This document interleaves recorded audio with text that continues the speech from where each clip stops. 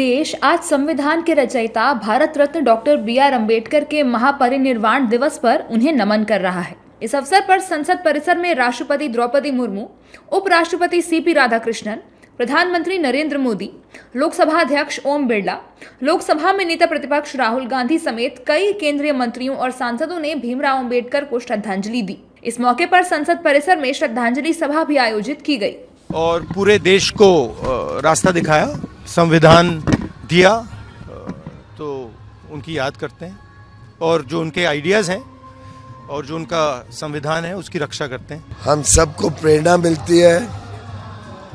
बाबा साहेब अम्बेडकर जी ने जिस प्रकार से देश में सामाजिक समरसता,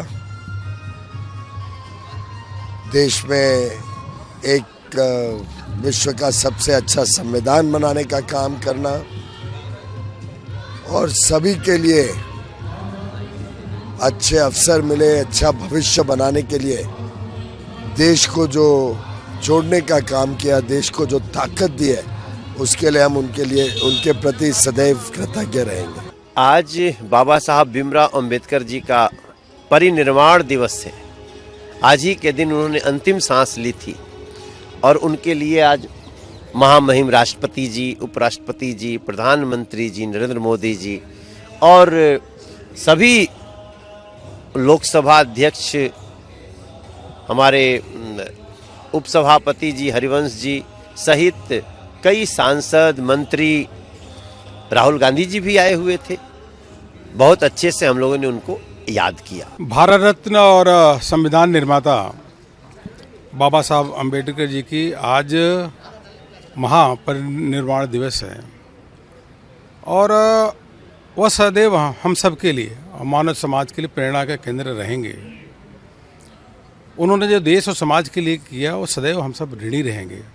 डॉक्टर भीमराव अम्बेडकर की पुण्यतिथि पर उत्तर प्रदेश के मुख्यमंत्री योगी आदित्यनाथ लखनऊ में अम्बेडकर महासभा कार्यालय में होने वाले कार्यक्रम में शामिल हुए और उन्हें पुष्पांजलि अर्पित की। इस दौरान सीएम योगी ने कहा कि बाबा साहेब ने अपने समय में भी हमें उन सभी खतरों के प्रति जागरूक किया था जो आज के समय सामने आ रहे हैं। बाबा साहब भीमराव अम्बेडकर ने उस समय भी हम सबको उन सभी खतरों के प्रति जागरूक किया था। याद करिए, उन्होंने उस समय एक बात कही थी, जो बात यहां पे पहले अभी असीम अरुण जी ने कहा, मैं उसमें आने के पहले एक बात जरूर कहना चाहूंगा। जब उस समय कांग्रेस के एक बड़े नेता ने, जिन्होंने 1923 में वंदे मातरम गाने से इनकार कर दिया था, कांग्रेस के अध्यक्ष के रूप में रहते हुए, और जब वह अंतिम समय उनका आया तो उन्होंने इच्छा व्यक्त की थी कि मेरी इच्छा है कि मैं यरूशलेम में मरूं।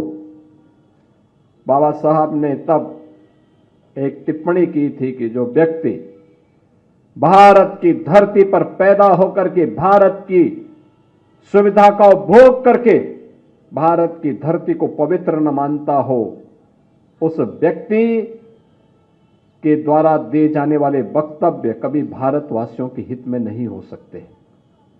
दुर्भाग्य से उस तुष्टीकरण की नीति पर चलने वाले दल न केवल भारत का अहित कर रहे हैं, बल्कि बाबा साहब भीमराव अम्बेडकर का भी अपमान कर रहे हैं और इस देशवासियों को उनकी सुविधाओं से वंचित करने की कुत्सित चेष्टा का हिस्सा भी उनका है। दिवस के अवसर पर उनके चरणों में विनम्र श्रद्धांजलि और संकल्प भी लेते हैं हम लोग कि बाबा साहब के हर स्वप्न को साकार करने का काम माननीय प्रधानमंत्री श्री नरेंद्र मोदी जी के नेतृत्व में, उत्तर प्रदेश के अंदर मुख्यमंत्री योगी आदित्यनाथ जी के नेतृत्व में हम लोग पूर्ण करेंगे।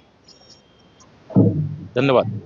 टीएमसी की नौटंकी है, बाबर के नाम पर एक भी ईंट रखी गई तो सरकार भाजपा की वहां आने वाली है, उस एक ईंट को उखाड़ करके फेंक दिया जाएगा। आज बाबा साहब के महापरिनिर्वाण दिवस पे अंबेडकर महासभा के इस प्रांगण में आदरणीय मुख्यमंत्री जी योगी जी, दोनों उप मुख्यमंत्री जी, आदरणीय स्वतंत्र देव जी, लखनऊ के मेयर, हम सभी एकत्रित हुए और बाबा साहब को श्रद्धांजलि भी अर्पित की।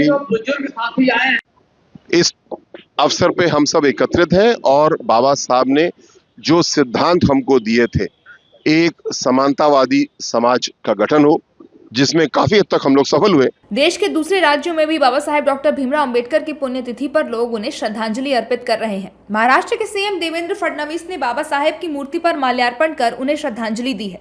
वहीं शिवसेना यूबीडी प्रमुख उद्धव ठाकरे ने भी उन्हें पुष्पांजलि अर्पित की।